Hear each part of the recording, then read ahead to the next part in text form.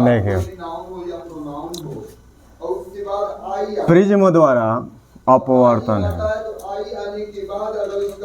तो प्रिज्म द्वारा अपवर्तन में हम लोग को मिलेगा क्या? अपवर्तनांक का फार्मूला मिलता है। जैसे अगर दो माध्यम हो तो स्नेल के नियम से अपवर्तनांक n बराबर मिलता है sine I upon sine R मिलता है कि नहीं मिलता है?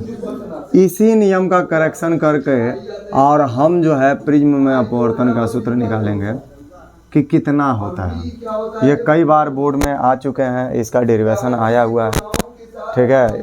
फार्मूला जो डेरिवेट करेंगे वह यही आएगा, n बराबर साइन डेल एम प्लस ए बटे दो बटे साइन ए बटे दो, ये फार्मूला आता है। यही आई आर का मान हम लोग को निकालना होता है, ठीक है। निकाल कर इसमें पुट कर देंगे, ये आएगा। हाई स्कूल में भी इस पे थोड़ा सा सवाल होंगे, जिक्र होंगे। प्रिज्म का बहुत बार तुम लोग को प्रैक्टिकल भी दिखाए होंगे। प्रिज्म होता क्या है? सबसे पहले हमको ये जानना है, अपवर्तन तो हम जान लेंगे, ठीक है। अपवर्तन का मतलब ये होता है कि एक माध्यम से दूसरे माध्यम में जाना, और जैसे जाएगा तो अपने मार्ग से विचलित हो जाएगा। इसी घटना को हम प्रकाश का क्या कहते हैं? अपवर्तन। तो जब अपवर्तन होगा तो इसमें अपवर्तनांक मिलते हैं, क्योंकि दो माध्यमों के सापेक्ष रिलेशन बताता है अपवर्तनांक। तो सबसे पहले हमें प्रिज्म के बारे में जानना है। इसमें प्रिज्म जो होता है एक समांग पारदर्शी माध्यम होता है। आप जानते हो कि नहीं जानते हो? इस पाठ का 90 यही है, पहला हेडिंग भी यही है कि प्रिज्म एक ऐसा समांग पारदर्शी माध्यम होता है जो किसी कोण पर झुके हुए दो समतल पृष्ठों से क्या होता है? इन पृष्ठों का नाम क्या होता है? और इनके बीच बने कोण का? समझ में आया? कोई दिक्कत? चलिए, अब हम लोग को क्या करना है? डेरिवेशन करना है कि आखिर में प्रिज्म द्वारा अपवर्तन होगा तो इसमें अपवर्तन का फार्मूला क्या होगा। एकदम बारीकी से पढ़िएगा, एकदम ध्यान से। जितना पूछेंगे उतना बताइएगा, अच्छी पढ़ाई हो जाएगी। नहीं बताइएगा, आपकी पढ़ाई अच्छी नहीं होगी। इसका मतलब ये होगा कि पीछे की आपकी तैयारी नहीं है। समझ में आई? चले ना? देखिए, ये आपका प्रिज्म हो गया, नाम क्या रखेंगे? ए बी नाम रख दिए। कोई दिक्कत किसी को? नाम रख दिए ए बी, और मान लीजिए इस पर ये श्वेत प्रकाश डाल रहे हैं। कौन सा प्रकाश डाल रहे हैं? श्वेत प्रकाश। श्वेत प्रकाश में 7 कलर होते हैं। जब डालोगे तो ये बताओ, ये पहला पृष्ठ है और प्रिज्म जो होता है समांग पारदर्शी माध्यम होता है। तो पहला हवा प्रिज्म कांच का होगा या प्लास्टिक का होगा, तो इसमें अपवर्तन की घटना घटेगी।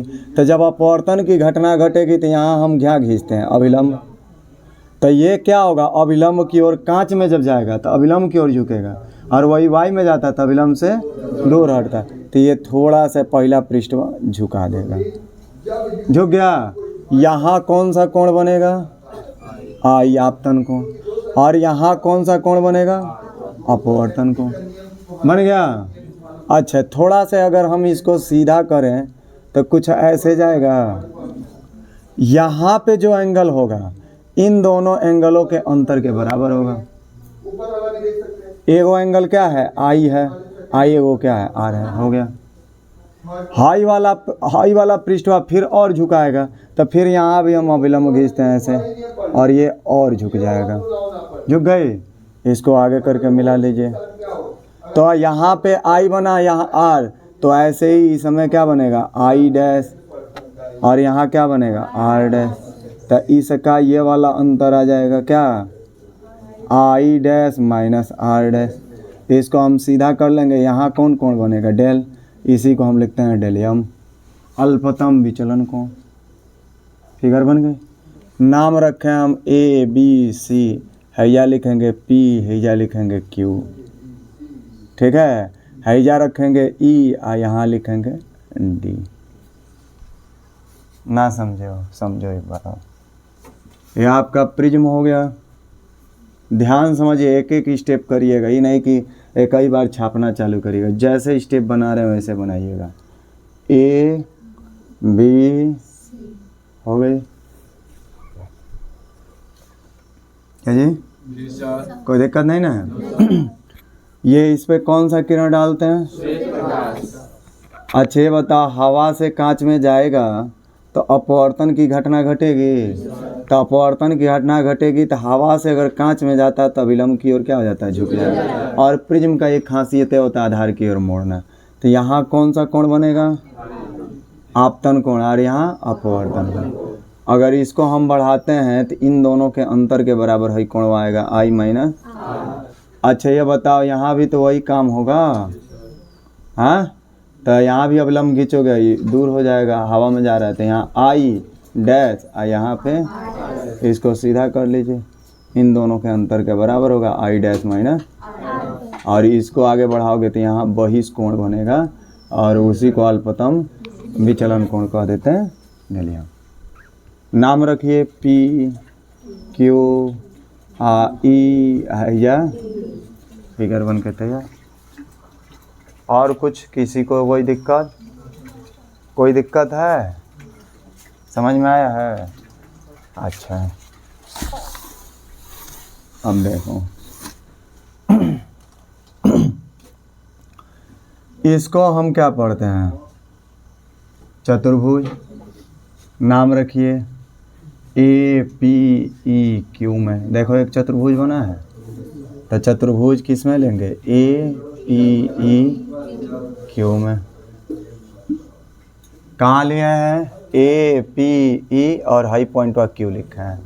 तो चतुर्भुज की एक खासियत होता है, आमने सामने के कोणों का योग 180 अंश होता है।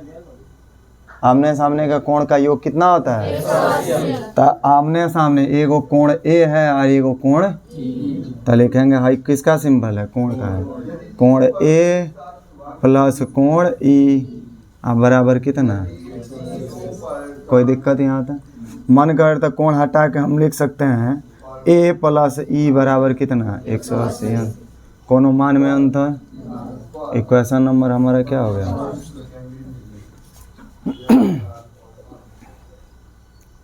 कोई दिक्कत आपको यहाँ तक? आप चतुर्भुज की एक खासियत होती है, मैथ यही कहता है कि आमने सामने के दो कोणों का योग कितना होता है? 180। तो कोण ए और कोण ई, ये इसका योग करेंगे तो कितना हो जाएगा? 180 हो जाएगा। हो गई? कोई बाबू दिक्कत किसी को? नहीं ना है? हमने क्या किया? कोण हटा दिया, ए प्लस ई बराबर 180 अंश लिखे। दिक्कत नहीं ना है? अच्छा अब ट्रायंगल लीजिए, ट्रायंगल पी ई और क्यू में। ट्रायंगल क्या लेंगे? पी ई और क्यू में। तब पी ई क्यू में देखेंगे, पी ई क्यू में तो तीनों अंत कोणों का योग 180 अंश होगा। त्रिभुज की एक खासियत होता है, त्रिभुज का रूल यही कहता है कि तीनों अंत कोणों का योग, माने अंदर जो कोण बन रही है, अंत मतलब अंदर बनने वाली कोणों का योग कितना होता है? तो तीनों अंत कोण क्या होंगे? एगो आर है, एगो आर डैश है, आर आर डैश है, एगो क्या है? ई है। कोण ई लिखो चाहे ई लिखो, आइए कितना होगा? 180 अंश।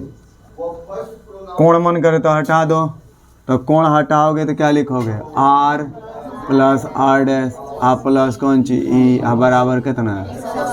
अगर हम ई निकालें तो आपका 180 है, हाई दोनों इधर जाएगा तो माइनस हो जाएगा आर प्लस आर डैश, क्योंकि दोनों माइनस होगा, आर भी माइनस होगा और आर डैश भी माइनस होगा, क्योंकि ये जगह गया माइनस, ये भी गया, दोनों में से माइनस निकाल लोगे तो प्लस हो जाएगा। समझ में आया? अब कोण ई का जो मान निकालो एक में ले चल के पुट करो, तो लिखेंगे समीकरण इसको कौन सा? मिलाइए, तो लिखेंगे हम समीकरण किससे किससे? एक व दो से।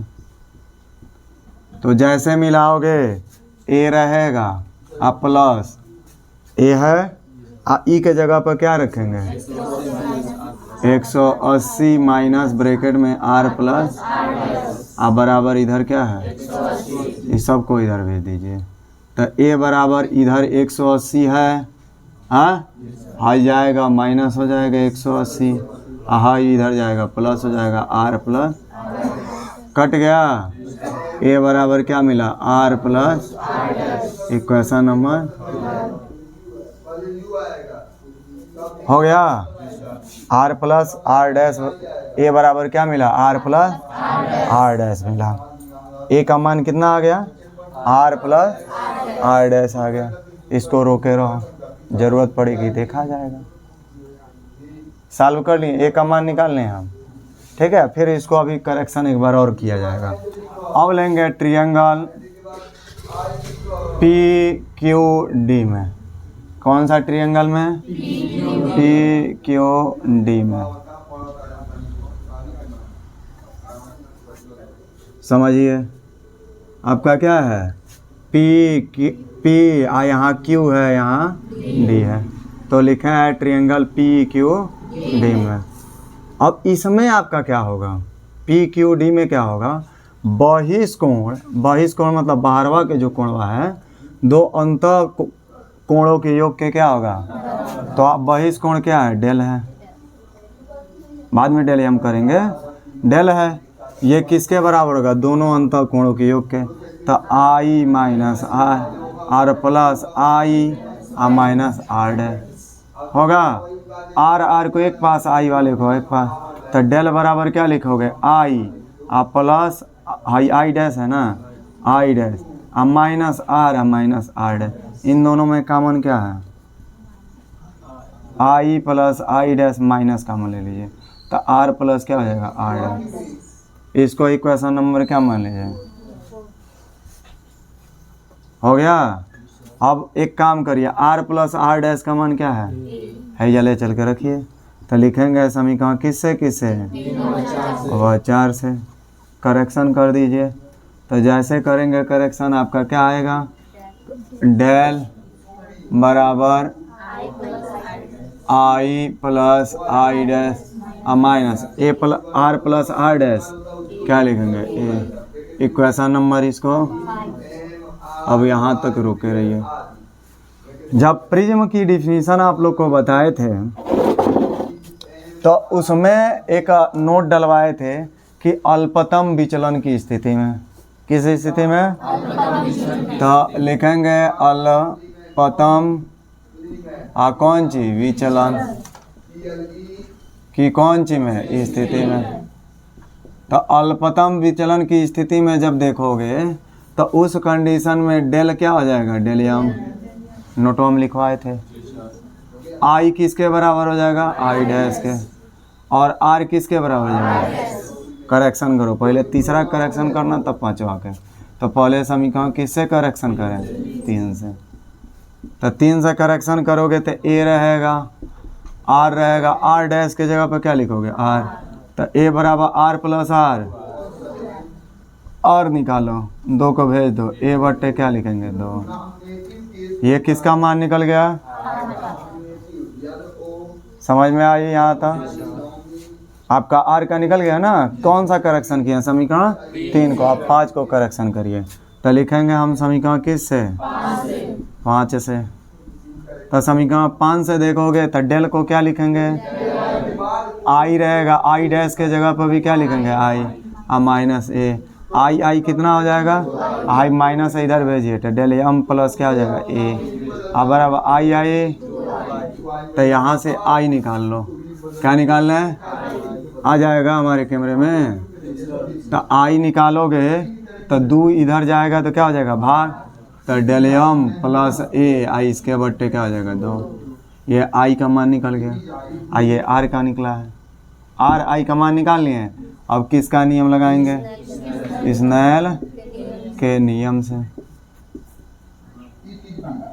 तो स्नेल के नियम से देखेंगे तो n इक्वल टू क्या होता है साइन I बटे R, n equal to sine रहेगा I का मान क्या है डेल एम प्लस A इसके बटे 2, बट साइन, और आर का मान क्या निकाले हम, ए बटे 2, यही निकालना था। यही है प्रिज्म में अपवर्तन का सूत्र। अब इसमें किसी को कहीं से कुछ फंस रहा है, पूछना है पूछो, कुछ फंसा हो, ये डेरिवेशन है, ये एकदम आसान है। इससे टफ तो इलेक्ट्रिक में था, जो एकदम ऐसे निकाल दिया हम।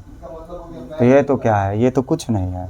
आई आर का मान निकालना था, हमने क्या किया, चतुर्भुज लिया ए पी ई क्यू में। आमने सामने के दो कोणों का योग 180 अंश होता है, कोण ए प्लस कोण ई बराबर 180 अंश। ठीक है, तो यहाँ से ये हो गया 180 अंश। ठीक है, यहाँ से अब फिर लगाएं पी ई क्यू में, तो तीनों अंत कोणों का योग 180 अंश। तो एगो आर है, आर डैश है, एगो नहीं दिया तो ई मान लो 180 अंश, कोणवा हटा दो, R plus R dash plus E बराबर 180 अंश। तो ई निकालोगे, दोनों जाएगा उधर, माइनस हो गया, रोके रहो। अब एक काम करो, यहाँ से ई का जो मान निकाले हो इतना है, ई के जगह पर लेके रख दो समीकरण 1 में।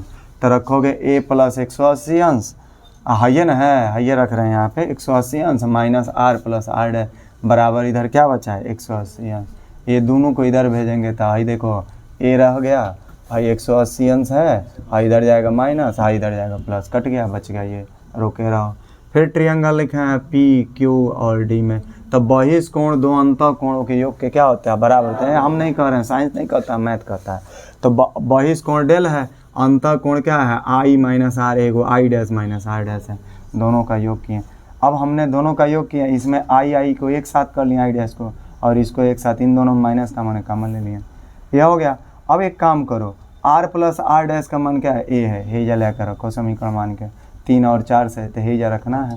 तो डेल बराबर देखिए आई प्लस आई डैश लिखते हैं, आर प्लस आर डैश इसका मान क्या है, तो ए है, ए रख दिए। अब अल्पतम विचलन की स्थिति में, अल्पतम मतलब तनी मनी प्रिज्म अगर विचलन कर रहा है, थोड़ा सा विचलन का मतलब होता है रास्ता से थोड़ा सा भटक जाना। विचलन का मतलब हुआ जैसे जा रहे हो सीधे, तनी मनी मिस्टेक हो जाए थोड़ा सा, तो वही कहा जाएगा। थोड़ा सा का मतलब हुआ अल्प, आप विचलन, प्रकाश का थोड़ा सा विचलन हुआ।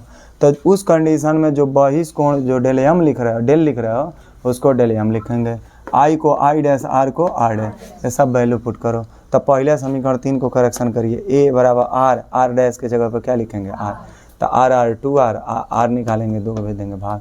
अब समीकरण 5 से चलिए, हाउ है, तो डेल के जगह पर डेल एम, आई रहेगा, आई डैश के जगह पर आई, ए रहेगा ही, आई 2 आई, इसको इधर भेज देंगे प्लस, तो आई निकालना है, 2 को भेज देंगे, भाग हो जाएगा। स्नेल के नियम से n बराबर sine I by sine R होता है, साइन आई आर का मनवा निकाले हो, आई है, आर है, रख दो, आंसर हो गया। देख लो एक बार।